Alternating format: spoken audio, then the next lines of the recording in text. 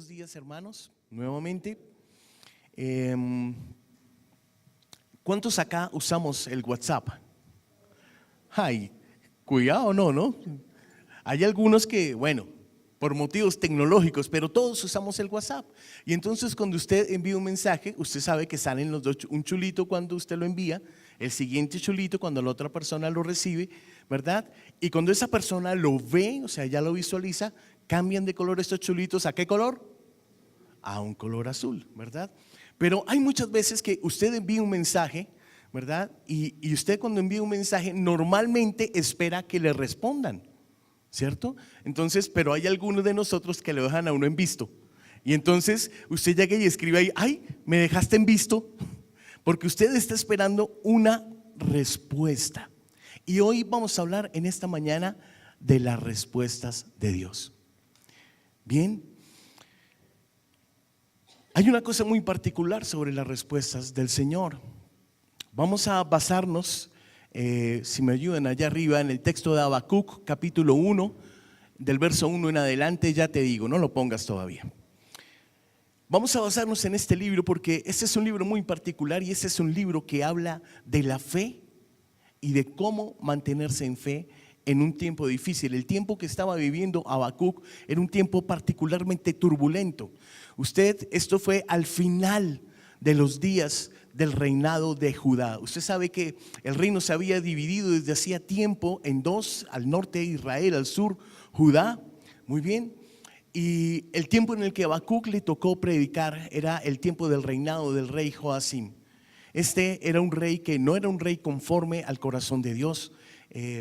Había permitido que muchas malas costumbres de los pueblos paganos permearan toda la sociedad de Israel, incluyendo altares para ídolos, en fin, muchas cosas. Era un rey que no le agradaba precisamente al Señor. Vamos a leer del versículo 1 primeramente al versículo 5. Y yo quiero que ponga mucha atención a cada una de las palabras que vamos a pronunciar. Dice la profecía que vio el profeta Habacuc. La profecía que vio el profeta Habacuc. Verso 2. ¿Hasta cuándo, oh Jehová, clamaré y no oirás? Y daré voces a ti a causa de la violencia y no salvarás. ¿Por qué me haces ver iniquidad? ¿Por qué haces que vea molestia? Destrucción y violencia están delante de mí, y pleito y contienda se levantan.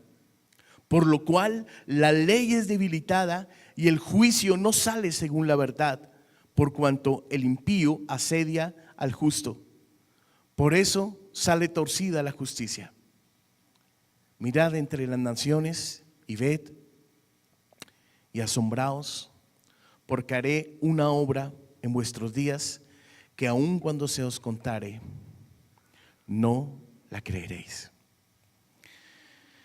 Cuando usted escucha hablar del libro de Habacuc, yo no he escuchado todavía a ninguna persona que diga, oh, Habacuc es mi libro favorito, me sé todos los versículos de Habacuc. ¿Hay alguien aquí que yo no conozca? Nosotros preferimos, ¿cierto?, los evangelios, los libros proféticos, ¿cierto? No, unos dicen, no, me encanta Isaías, no, me encantan los salmos, me encantan los proverbios, pero poca gente dice que le gusta Habacuc. Y es que Habacuc, como yo le explicaba hace un momento, fue escrito en un tiempo turbulento que le tocó vivir a este hombre. Habacuc está considerado dentro de los profetas menores. ¿Y usted alguna vez se ha preguntado por qué le llaman profetas menores y profetas mayores? ¿Porque unos son más viejitos y otros más jóvenes?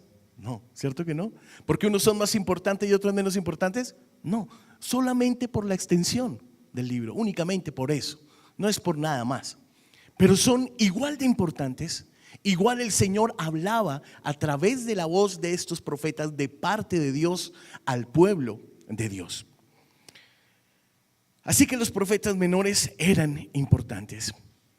Estos profetas hablaron a distintos grupos de personas a través de todo el Antiguo Testamento. Algunos de ellos hablaron antes del exilio, es decir, antes del cautiverio babilónico. Otros profetas hablaron durante el exilio, que eso sería cuando el pueblo de Dios ya había sido esclavizado por asirios, por babilonios, luego por los persas, en fin. Y otros estaban profetizando después del exilio. Este libro, Habacuc, se escribe más o menos en el año 609 antes de Cristo. Como le digo, el rey en esta época era el rey Joacim y había turbulencia política en medio del reino. Israel ya había caído, ¿verdad? El reino de Israel había sido atacado por los egipcios, luego iba a ser atacado por los babilonios. El rey hizo una alianza con los egipcios, ¿verdad? Que le salió mal y terminaron siendo esclavizados por los babilonios, así como a grandes rasgos. Este libro trata de, como le decía hace un segundo, de tener fe, incluso cuando usted no entiende algo que está pasando o no puede ver la imagen completa de lo que está pasando. ¿Cuántos acá tienen vehículo o han ido a bordo de un vehículo en medio de una lluvia así bien pertinaz? En medio de una lluvia fuerte que usted, cuando en nuestros tiempos, cuando yo era pequeño, mi papá tenía un Renault 4. Y entonces esos carros no tenían desempañador, el desempañador era manual. Entonces mi padre nos pasaba un pañito de esos rojitos, ¿verdad? Uno a mi hermano y uno a mí, entonces cada uno era encargado de una mitad del carro y mi mamá adelante, o sea, todos ejercitamos el brazo derecho, hermanos, en medio de las lluvias, porque no se veía nada al otro lado, no se veía con claridad. Y este libro habla precisamente de esto, de tener fe en medio de algo tremendo que va a pasar y que tú no entiendes por qué te está pasando eso. ¿Alguna vez le ha pasado eso? Que usted le pregunta al Señor, pero ¿por qué está pasando esto? Señor, y entonces uno piensa, Señor, ¿será que yo hice algo? ¿Será que me equivoqué? ¿Que hice algo mal? ¿Será que no te está agradando mi vida? ¿Será que? En fin, y usted comienza a hacerse un montón de preguntas. Pero hay veces no es cuestión de preguntar, es cuestión de confiar en que Dios tiene el mejor plan para ti y para mí. En otras palabras, usted vio lo que acabamos de leer. Habacuc estaba diciéndole, estaba hablando con Dios y le estaba diciendo que este mundo es malvado, este mundo está hecho un desastre. ¿Le parece conocido? ¿Alguna vez usted ha dicho eso cuando ve las noticias? ¿Alguna vez usted ha dicho eso cuando se entera de cosas y uno le duele el corazón? Porque a nosotros nos duele el corazón cuando nos enteramos de estos abusos de los niños, de matanzas, de genocidios, de corrupción, de todo lo que nos enteramos.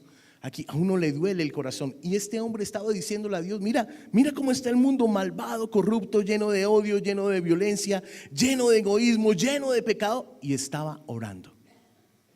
Este hombre estaba orando. Y entonces le estaba diciendo a Dios, Dios, mira esta situación y parece que tú estás lejos de mí. Parece que no te estás moviendo. Parece que estoy solo. Estaba diciendo él. Y entonces llega y le dice, ok Dios, yo sé que tú eres un buen Dios. Yo sé que tú te preocupas por su gente. Yo sé también que puedes arreglar las cosas, cambiarlas. Pero parece que este mundo está en llamas y tú no estás haciendo nada. Y entonces esto cargaba profundamente el corazón de Habacuc. Muy bien. Él no entiende por qué Dios parece tan distante y tan indiferente con lo que está pasando en su país. Él no entiende por qué. ¿Alguna vez le ha pasado que usted ha sentido como que Dios está indiferente con lo que le está pasando?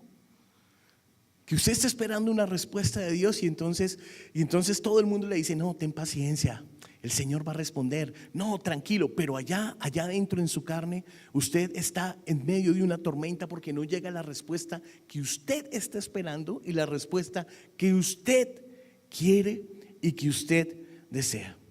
Bien. Y entonces Habacuc llega y le dice, por favor, haz algo al respecto, esto ya es demasiado. Y entonces cuando le dice que esto ya es demasiado, entonces en ese momento el Señor responde. Si usted ha estado esperando por largo tiempo una respuesta y de pronto en medio de la nada aparece una voz profunda y te dice, Juan Sebastián, te voy a hablar. Santo de la gloria. Pues uno tiene la expectativa porque llegó la respuesta de Dios. Llegó la respuesta de Dios. Y entonces Este hombre llega y le dice, ok, Habacuc, es verdad, es verdad que esto está mal, así que yo no voy a traer reconciliación en este tiempo, yo no voy a venir con restauración sobre esta nación, yo voy a venir con juicio. Usted se imagina que usted esté esperando una respuesta de parte del Señor. Y casi siempre nosotros, por tendencia natural, esperamos que las respuestas sean favorables a nosotros. Esperamos que la respuesta de Dios sea contundente frente a una petición o algo que nosotros estamos clamando a Él. Pero nunca esperamos que esa respuesta sea juicio. Y eso fue lo que le pasó a Habacuc, y eso cargó su corazón. Este hombre, luego de orarle a Dios y luego que el Señor le respondió, le voy a leer nuevamente la respuesta de parte del Señor. Ok, acompáñame al verso 5 nuevamente, por favor. Excúseme un segundito.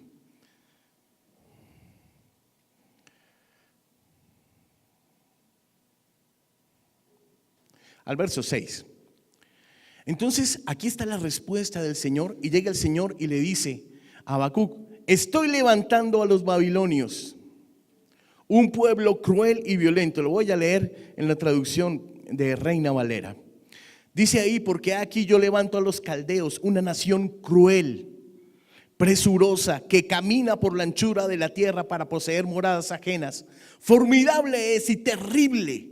De ella misma procede su justicia y su dignidad. Sus caballos serán más ligeros que leopardos y más feroces que lobos nocturnos, y sus jinetes se multiplicarán y vendrán de lejos sus jinetes, volarán como águilas que se apresuran a devorar. Toda ella vendrá a la presa, el terror va delante de ella y recogerá cautivos como arena. Escarnecerá a los reyes y de los príncipes hará burla, y se reirá de toda la fortaleza y levantará terraplén y la tomará. Luego pasará como el huracán y ofenderá atribuyendo su fuerza a Dios. ¿Qué tal la respuesta del Señor para este clamor? ¿Alguna vez usted se ha imaginado que ante un clamor suyo Dios responda de esta manera? Voy a traer juicio sobre ti. Voy a traer quien te aflija por causa de tu desobediencia. ¿Alguna vez se ha imaginado que el Señor le pueda responder así? Pues el Señor le respondió de esa manera a Habacuc. No era una respuesta que él esperaba, y por supuesto esto cargó el corazón de Habacuc. Y entonces Dios le dijo: voy a traer a los caldeos como instrumento de juicio. Imagínese usted esta situación. Cada vez que nosotros vemos las noticias, cada vez que vemos, hace un tiempo estuvimos en elecciones presidenciales en este país, y yo creo que es de las pocas veces que realmente he visto a la iglesia unida en torno a un propósito de oración. Y entonces todos orábamos: Señor, por el candidato de nuestra preelección, ¿no? No voy a decir acá porque no es publicidad política pagada, hermanos. Pero ya sabemos de quién estamos hablando, ¿no? Entonces orábamos y clamábamos por él, y veíamos los discursos y veíamos los debates y comenzamos: Dios, trata. Y el Señor respondió la oración de su pueblo, esta vez favorablemente. Y entonces siempre que el Señor responde una oración, tal vez Él está esperando cuál va a ser su actitud y su proceder luego de la respuesta del Señor. Y conforme a eso va a venir una respuesta adicional de parte del Señor. Imagínense que usted y yo estamos clamando acerca de la situación en Colombia, viendo una de estas noticias, acerca de la situación en Venezuela. Aquí tenemos hermanos que son venezolanos y le estamos diciendo: Señor, haz algo, hay mucho pecado a nuestro alrededor, hay corrupción, hay violencia. Leía yo las noticias en estos días, en lo que ha ocurrido solo en Bogotá, más de 700 homicidios en los 3 primeros meses del año. ¿Sabe lo que es eso? 700 homicidios. Un montón, ¿verdad? Más de 5,000 bebés abortados cada año. Homosexualidad, corrupción política, anarquía, en fin, todas estas cosas. Y entonces, ¿qué tal que Dios dijera: sí, hay un gran mal ahí en Colombia, Y yo voy a responder, pero voy a responder con juicio. Voy a llevar a los comunistas a este país para que acaben con todo. Y lo voy a hacer como juicio para que se acabe la maldad. ¿Le gustaría ese tipo de respuestas? ¿Cierto que no? Pero nos gusta que el Señor nos responda. ¿Usted está listo para asumir todas las respuestas del Señor sobre su vida? ¿Usted se siente lo suficientemente íntegro, lo suficientemente santo, lo suficientemente digno para recibir esa bendición del Señor? Recuerde que todo lo que recibimos del Señor lo recibimos por gracia. Solo por eso. No tenemos ningún tipo de merecimientos. Usted y yo vemos el pecado continuamente. Y hay veces que nos acostumbramos tanto que ya las noticias no nos hacen nada. Nos volvemos indiferentes, vemos asesinatos, matanzas, mataron a este líder social, mataron a un muchacho, amigo de uno de los chicos de acá de la iglesia por robarle la bicicleta en esta semana que acabó de pasar. Y todos, otro más, otro más. ¿Usted cree que esa es la actitud que el Señor Jesús espera de usted y de mí? ¿La indiferencia? Déjeme decirle que como seguidores de Cristo, nuestro corazón debe ser movido por la compasión a las personas. Y si eso no está en su corazón, hermano, hay algo que está profundamente mal en su espíritu. Hay algo que está profundamente mal en su corazón. Y estoy hablando de personas de afuera, pero a veces cuando nos encontramos con personas de aquí, de nuestra congregación, que pasan problemas y dificultades inimaginables, muchos sabemos, podemos actuar, podemos obrar y simplemente decimos, ahí están los pastores, ahí están los líderes, eso es trabajo de ellos, eso no es trabajo de nosotros. Esa actitud de indiferencia era la actitud del pueblo de Judá.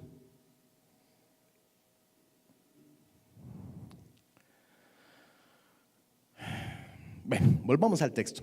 Entonces Habacuc tiene esta carga y la carga inicial es ese aparente silencio de Dios. Mire, no hay nada más tremendo, ¿verdad? Que usted quiera hablar con alguien y esa persona no le quiera hablar. Cuando uno discute con su pareja, cuando uno tiene una diferencia con su pareja, ¿no? Y entonces uno le dice, mi amor, ¿te pasa algo? Por ahí el Paz mandó una foto en el Facebook donde estaba una perrita, ¿no se acuerdan? No sé si lo vieron. Mi amor, ¿te pasa algo? Y la perrita para el diente. No. ¿Verdad? Y entonces usted quiere hablar, pero la otra persona está tan ofendida que no quiere hablar, ¿verdad? Sobre todo las mujeres quieren hablar todo rápido, quieren todo, y hay momentos en que uno no quiere hablar porque uno tiene la piedra afuera, hermanos. Eso no es sabio. Y ellas, pero háblame, pero dime, porque quieres una respuesta rápida.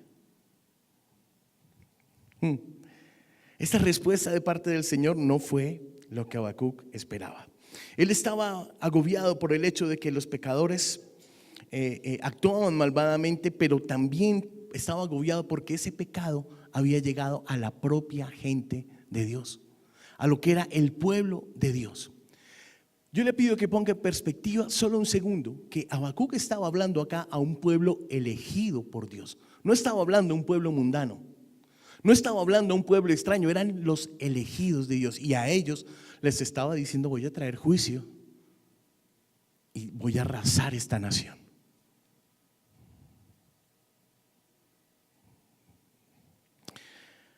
Dice ahí, describe el comentario en Matthew Henry, describe que había violencia e iniquidad disparada en el pueblo de Dios. O sea, era un tiempo bien difícil espiritualmente hablando. Y yo me di a la tarea de buscar qué era lo que significaba violencia en hebreo. Y usted sabe que me sorprendió esa definición, porque dice que es la infracción deliberada, brutal e insensible de los derechos y privilegios de los miembros del pueblo de Dios. Es decir, esa violencia se extendía a personas fieles a Dios, que estaban siendo perseguidas, atacadas, calumniadas y que estaban perdiendo sus derechos. No sé si usted está acostumbrado a mirar el movimiento de la iglesia y qué está haciendo el Señor en otras partes del mundo. Pero en Estados Unidos, por ejemplo, mucho de la iglesia de sana doctrina está siendo perseguida actualmente. Usted ya no puede hablar abiertamente de lo que dice la palabra de Dios en contra del pecado, en contra del homosexualismo, en contra del ecumenismo, en contra de muchas cosas, porque eso puede ser considerado un delito.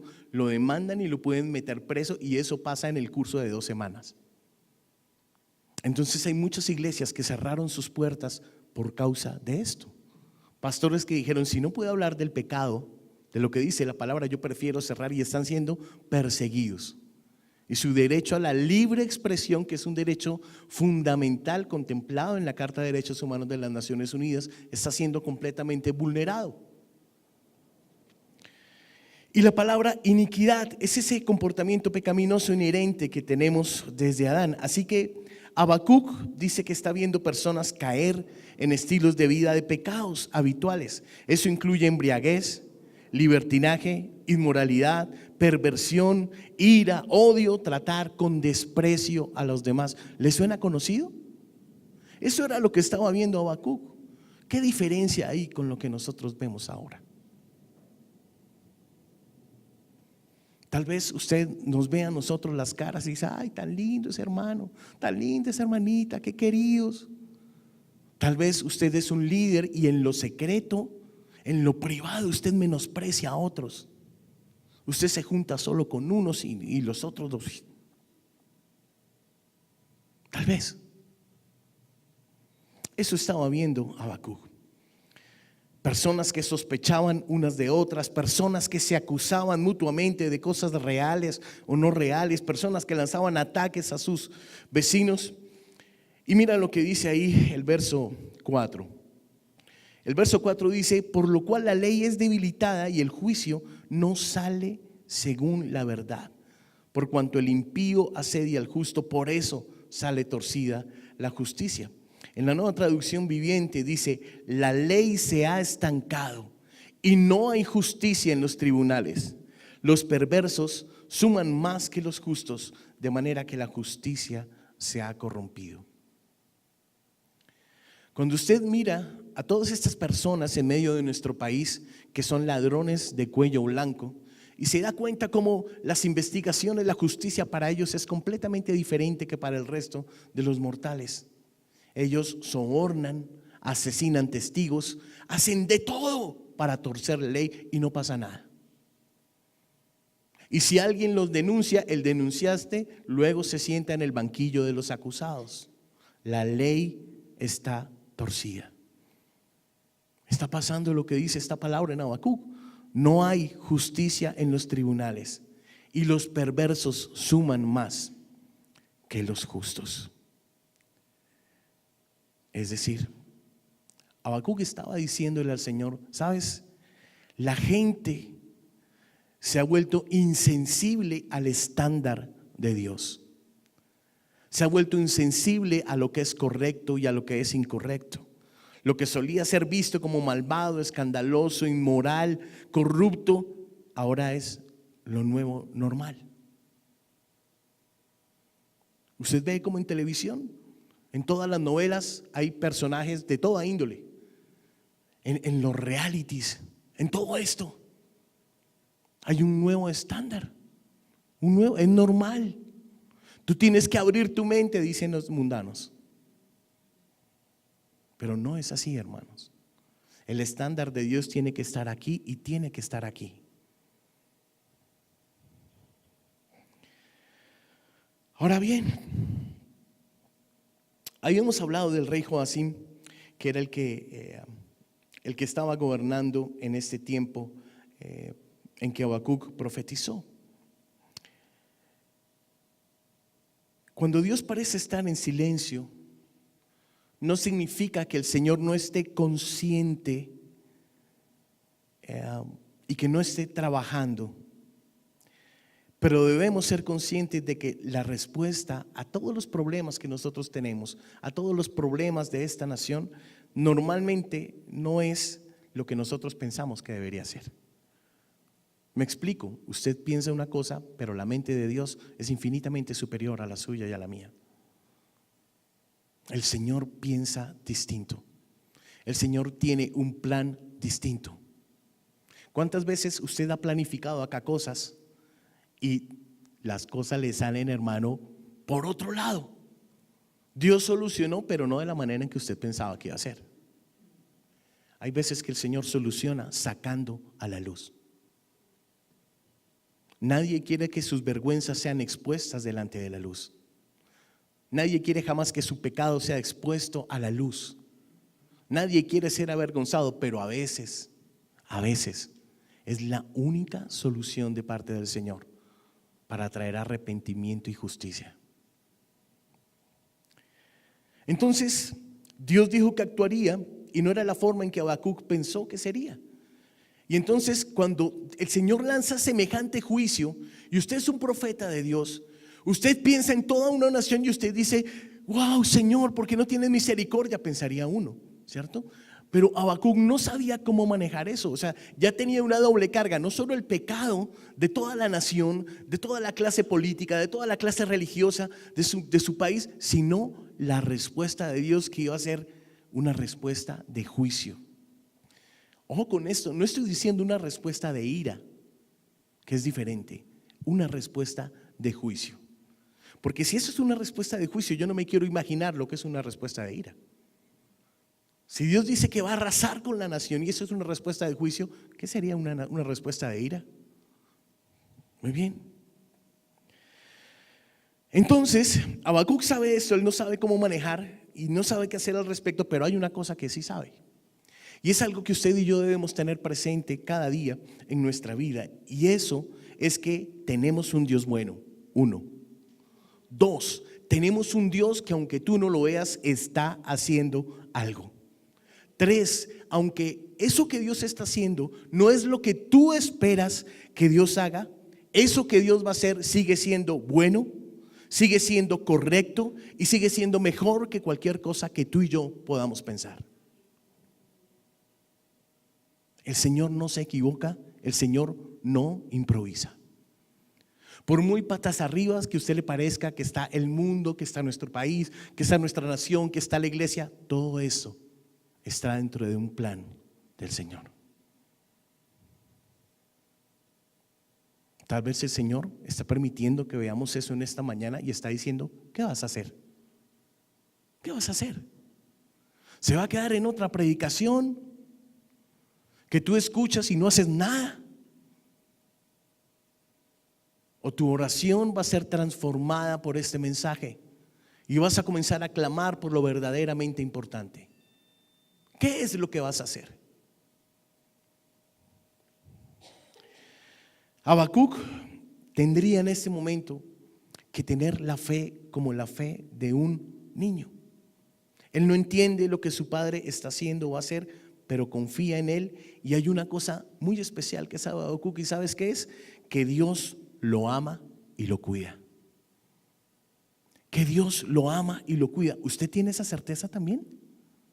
¿Tienes la certeza de que Dios te ama cada segundo de tu vida?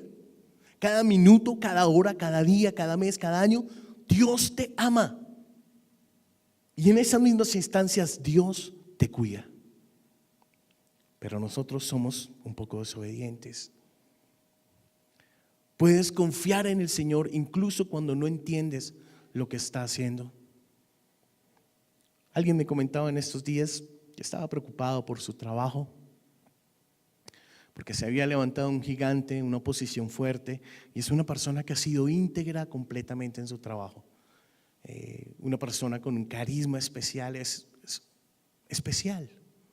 Y me decía: yo no entiendo por qué me está pasando esto, si yo soy de esta manera, soy de esta manera, soy de esta otra. Le dije: claro, pero es que tú estás sumergida en medio del mundo, y el mundo no tiene los parámetros que usamos los cristianos. El mundo tiene otros parámetros. Hay veces que tú no sabes qué es lo que Dios va a hacer, pero siempre es mejor confiar en Dios, escucharlo y obedecerlo. Siempre es mejor confiar en Dios, escucharlo y obedecerlo. Usted se asombraría dentro de nuestra congregación y todas las congregaciones aquí. En Colombia tenemos personas que jamás oran. Tenemos personas para las que Dios no es lo primero en sus vidas. Muchos de ustedes que están ahí viéndome son solo simpatizantes. Lo digo con muchísimo respeto. Pero Dios no es lo primero en sus vidas.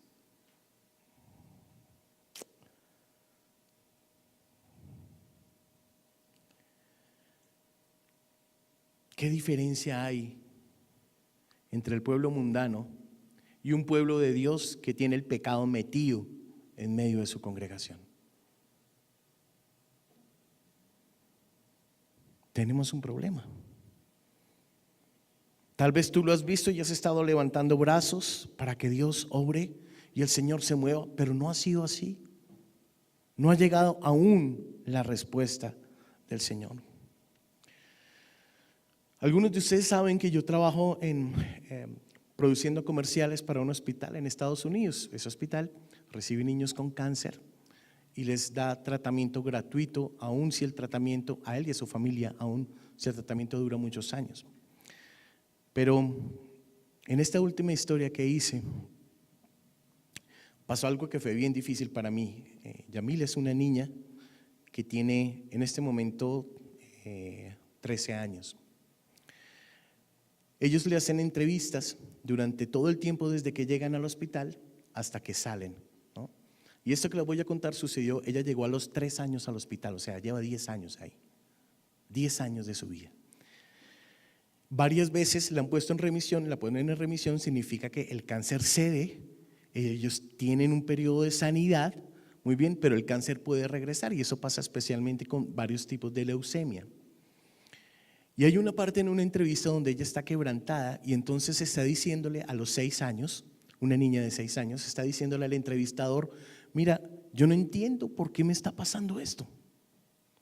Y entonces el entrevistador, que es cristiano, mi jefe, le dice: tienes que confiar en Dios, tienes que creer que Dios va a hacer algo. Y entonces ella lo mira a los ojos, llora, se le inundan los ojos de lágrimas, llora y le dice: ya no me importa que Dios me sane.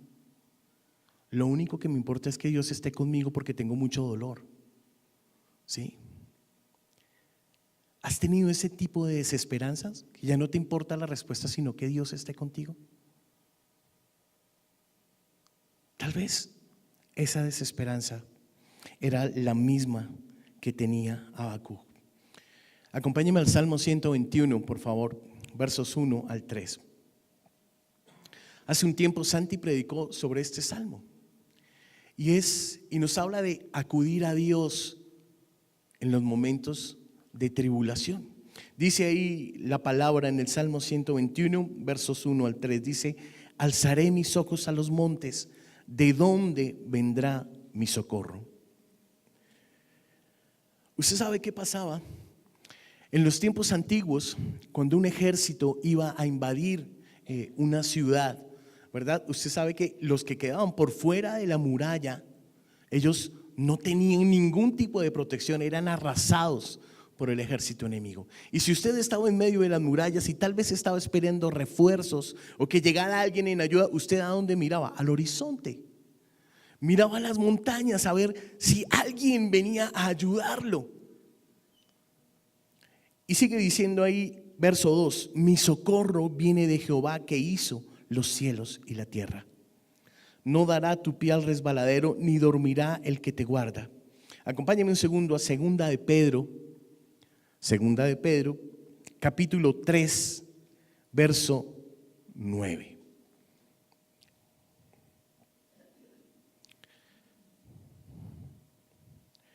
Dice la palabra del Señor: el Señor no retarda su promesa, según algunos la tienen por tardanza, sino que es paciente para con nosotros, no queriendo que ninguno perezca, sino que todos procedan al arrepentimiento.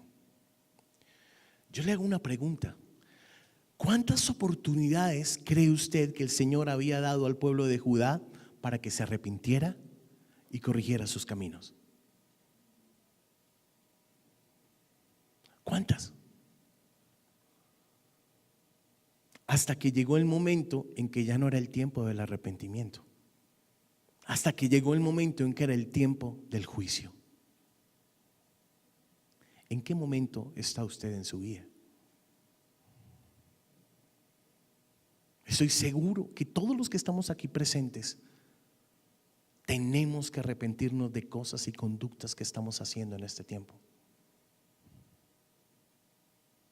Y la invitación es a que lo haga ahora que pueda hacerlo. Porque cuando llegue el juicio de Dios, usted ya no lo va a poder revertir. Es verdad que tenemos un Dios misericordioso, por eso Dios nos da las oportunidades. Pero nosotros somos abusivos, perdóneme la expresión, pero no encuentro otra diferente. Dios nos da oportunidad tras oportunidad tras oportunidad y nosotros la desperdiciamos una y otra. ¿Usted cree que Dios está jugando? Algunos de ustedes que están aquí sentados y que están escuchando este mensaje, hermano, con todo mi corazón le digo, arrepiéntase de lo que está haciendo. Arrepiéntase del pecado que ha habido en su vida. Porque pronto, si usted no obra como el Señor le está indicando hoy, usted va a ver el juicio de Dios sobre su vida. Y se lo digo bajo la autoridad de la palabra de Dios.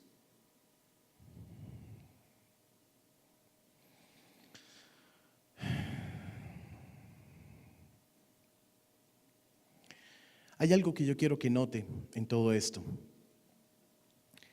Dios le dice a Habacuc en el versículo 5, mira a tu alrededor, mira entre las naciones, mira.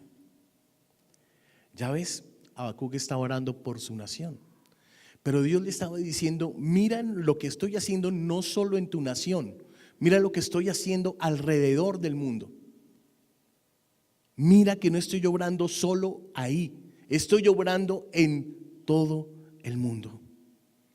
Este hombre estaba orando por Judá, pero Dios es soberano de todas las naciones. Dios es soberano de todas las personas.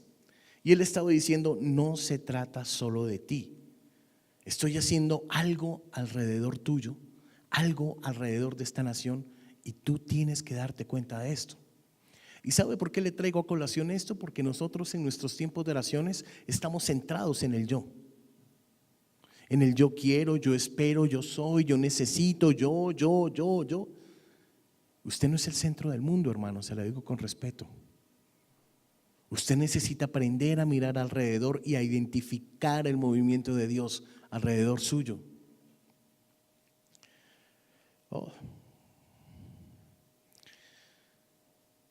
Yo no estoy seguro si la iglesia está al tanto de esto. Oramos casi siempre por nuestra iglesia, en nuestros tiempos de intercesión, oramos por esta congregación, oramos por la iglesia en Colombia. Algunas veces oramos por la iglesia en el mundo cuando sabemos que hay noticias de estos hermanos misioneros que sufren escarnio público en diferentes lugares del mundo. Pero no estamos conscientes de que Dios, de que nuestra visión está limitada solo sobre nosotros.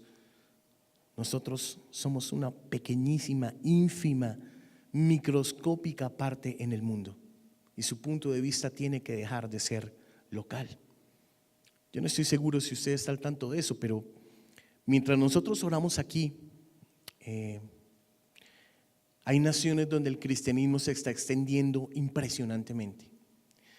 Es una constante histórica que el cristianismo siempre se extendió en momentos de persecución.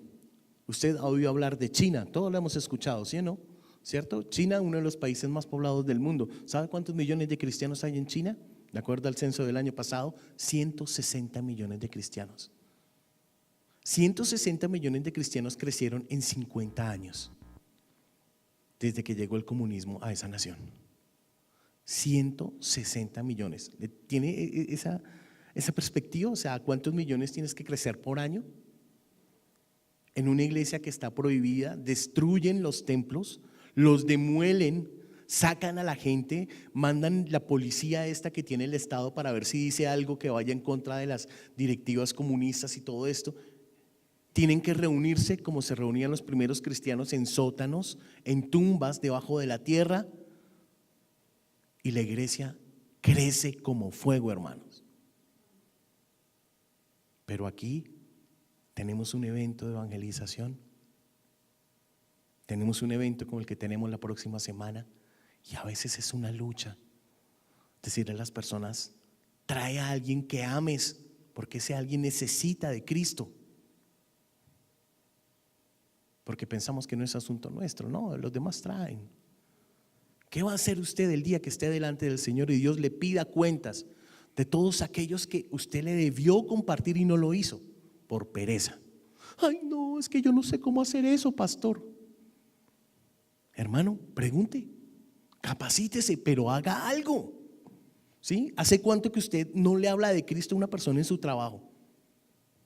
Es más, un montonón de gente aquí, nadie sabe que son cristianos en su trabajo, nadie. Todos están de incógnitos. ¿Usted qué cree que usted se avergüenza del Dios que tenemos?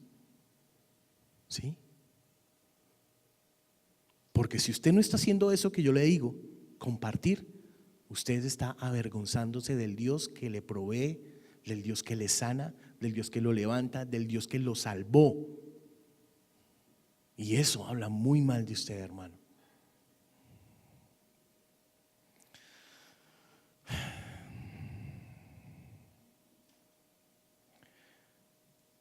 ¿Sabe algo? El Señor le estaba diciendo a Habacuc: voy a levantar a los caldeos, voy a levantar, esos son conocidos como los babilonios. Esta gente, los caldeos, han existido tanto tiempo como los israelitas. ¿Usted sabe de dónde nació esta nación? Si usted lee Génesis 22, no lo coloques, es solo a manera de información. Génesis 22, eran descendientes del hermano de Abraham, Nahor. Nahor es el papá de los babilonios. ¿Ok? No eran buenas personas, eran malvados y violentos. ¿Y sabe cuál era la capital de los caldeos? Babel. ¿Le suena conocida? ¿Le suena conocida? Aquí alguien conoce bien la historia de Babel. Más adelante cambiaron su nombre como país a los babilonios. Y desde el libro de Génesis hasta el libro de Revelación se usa como un símbolo de la sociedad humana que busca vivir independientemente del Señor. Eso son los babilonios. Y Dios los describe ahí en el versículo 7, temidos, temibles. En el versículo 8, sus caballos son veloces como el leopardo, feroces, más feroces que los lobos de la tarde. Y en el verso 9, solo vienen para violentar y para tomar esclavos. Y eso es lo que hicieron. La historia dice que matarían, a todos los combatientes y llevarían cautivas a las mujeres y a los niños. Y entonces esta promesa de Dios, usted cuando ve el libro de Daniel, cuando lea la Biblia, el estudio cronológico de la Biblia, se va a dar cuenta que había 3 sabios ahí de los que hemos predicado mucho en este lugar: Sadrac, Mesac y Abednego. Estos fueron llevados a Babilonia en esta primera camada. ¿Puedes imaginarte eso? Tú puedes imaginarte a Dios diciendo: ¿eso qué va a hacer? Tal vez si tú fueras el profeta Habacuc le dirías: no, Señor, pero tampoco. Sí, pero no. Y el Señor: oiga, pero no entiendo, usted no me está diciendo que esto está así de mal. Tú no me estás diciendo que el pecado abunda, que esto está inmanejable. Sí, pero tampoco, Señor, pero ya los esclavos, no, tampoco. Él oró y tuvo esta respuesta del Señor. ¿Cómo puede hacer Dios algo como esto? ¿Cómo pudo entender a Habacuc lo que Dios iba a hacer? Y no solo Habacuc, sino todos los creyentes en toda la Biblia. Acompáñenme a Hebreos capítulo 11, y lo vamos a leer a partir del verso número 8.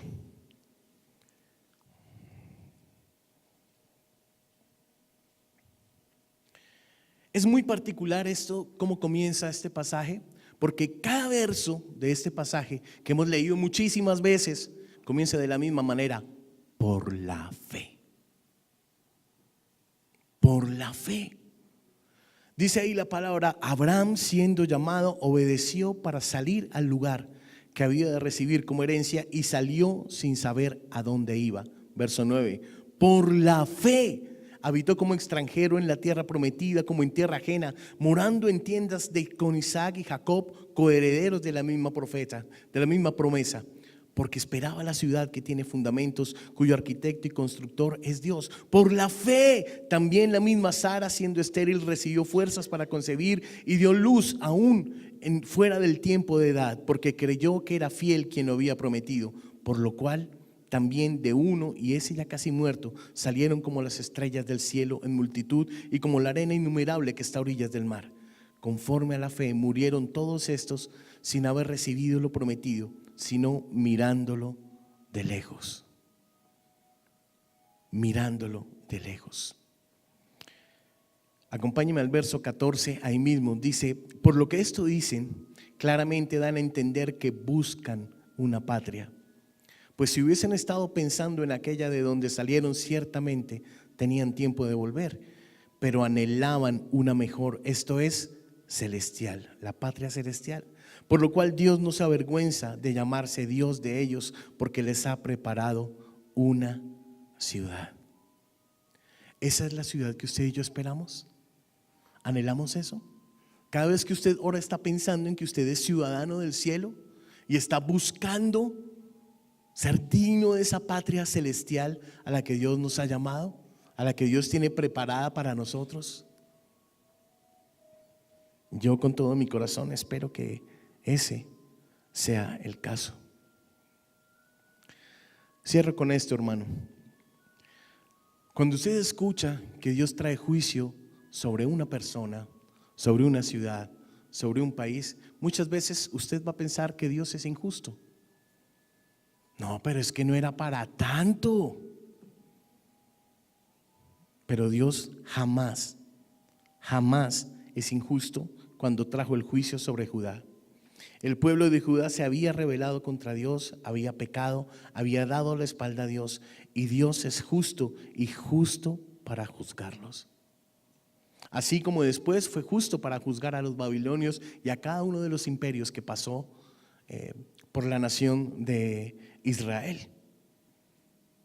Los griegos, los persas, los romanos, Dios trajo juicio sobre todos ellos y sobre sus imperios, pero en su momento fueron instrumento para traer juicio de Dios sobre una nación que le pertenecía a Dios y que había hecho del pecado su forma de vida. Nosotros lo vemos acá y nos vemos todos muy bonitos y muy santicos. Ninguno de nosotros conoce la intimidad de cada uno de ustedes, ninguno. Pero Dios la conoce. Y estoy completamente seguro que este mensaje puede que no sea un mensaje popular. Puede que al final de este servicio usted no diga qué bonita palabra. Puede que usted no se acerque a mí y me diga: oh, bien, pastor. Hermano, con todo respeto le digo, no me importa. Porque yo sé que el Señor quería hablar esta palabra hoy. Yo sé que el Señor quería decirnos hoy: arrepiéntanse. Y sé que cuando el Señor pronuncia esa palabra, aquí hay personas, hay conmigo personas que sabemos exactamente de qué nos tenemos que arrepentir y cambiar nuestro caminar. Dios no juega, hermanos. Al Señor es para tomarle en serio. Amén. Padre Santo, te doy gracias por esta mañana, Dios, en que has permitido que esté en este lugar, Señor, predicando tu palabra, Dios. Te pido perdón, Señor, si no he sido lo suficientemente claro, Dios. Te pido perdón si mi boca no ha estado con la agudeza, Dios, que tú lo has deseado, Señor. Pero te doy gracias, Dios, por cada palabra que salió de mi boca el día de hoy, Señor. Te bendigo, Dios, y bendigo la vida de mis hermanos, Señor. No nos gusta escuchar palabras de exhortación, Señor. No nos gusta escuchar que tú vas a traer juicio, Dios. Pero el juicio hace parte de tu carácter, Señor. El juicio hace parte de lo que tú eres, Señor. Vivimos con bendición, vivimos con fidelidad de tu parte. ¿Aceptaremos lo bueno y no aceptaremos el juicio de tu parte, Señor? Oro, Dios, como oró Habacuc, Señor, y te pido que tengas misericordia de todos los que estamos aquí, Señor. Que todos podamos buscarte en el tiempo correcto, Señor. Que todos podamos presentarnos delante de ti, Señor,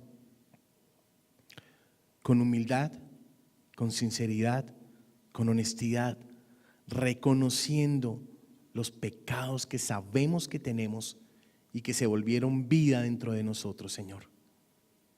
En el nombre de Jesús yo oro para que derrames sobre esta congregación y sobre el que escuche este mensaje el precioso don del arrepentimiento, Dios.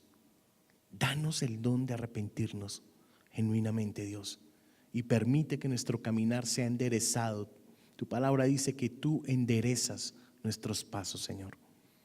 Así es que yo oro porque tú endereces los pasos de todos los que nos congregamos en este lugar y nos permitas vivir, Dios, conforme a tus designios, conforme a tus mandatos, conforme a lo que está en tu palabra, Señor.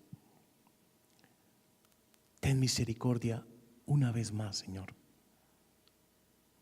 Pero habla lo suficientemente fuerte y lo suficientemente contundente para que entendamos que tú no eres nuestro compañero de juegos, tú eres nuestro Dios, nuestro Señor. La gloria, la honra y la alabanza te pertenecen a ti, Rey.